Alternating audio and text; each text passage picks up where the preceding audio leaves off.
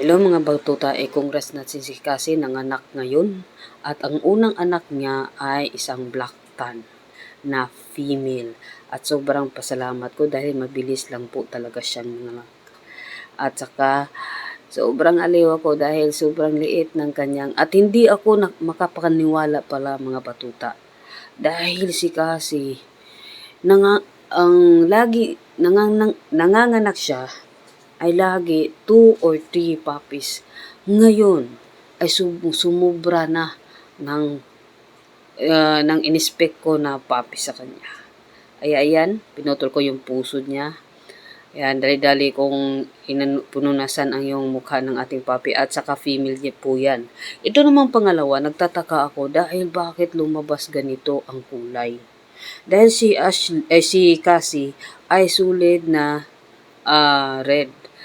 Ang nag-start sa kanya si Akoy na isang black din na long hair. Ayan, lumabas ang white na puppy kay Cassie.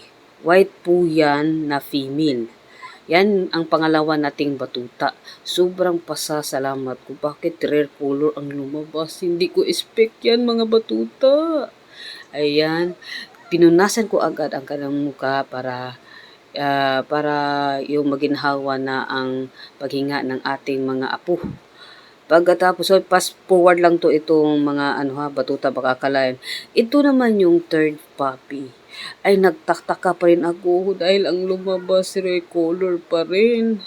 Bakit kaya? Hindi ko kasi alam ano ang mga lahi nila na may mga lahi pa silang mga cream na white. Dahil hindi naman nagsabi yung mga owner na yan. Yan po, female po yan na piebald. Ito naman pang-apat, nagtataka pa rin ako mga batuta.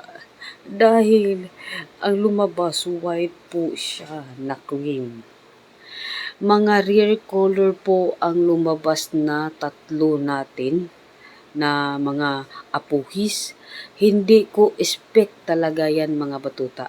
Dahil alam ko kung ano ang kulay nila. Dapat ang lumabas kay Akoy naman, may lahi siyang choco. Yung papa niya choco. Ito si Cassie, hindi ko alam kung anong lahi ng mga mama nito. Yan po, isang male po yan. Ang panglima naman na batuta natin ay black. O, nagmana sa papa. Black.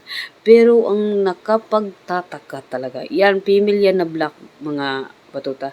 Nakapagtataka talaga, bakit nilabas ang tatlong kulay na mga rare sa ganitong mga kulay na mama at papa nila. Okay, abangan natin. Bye-bye!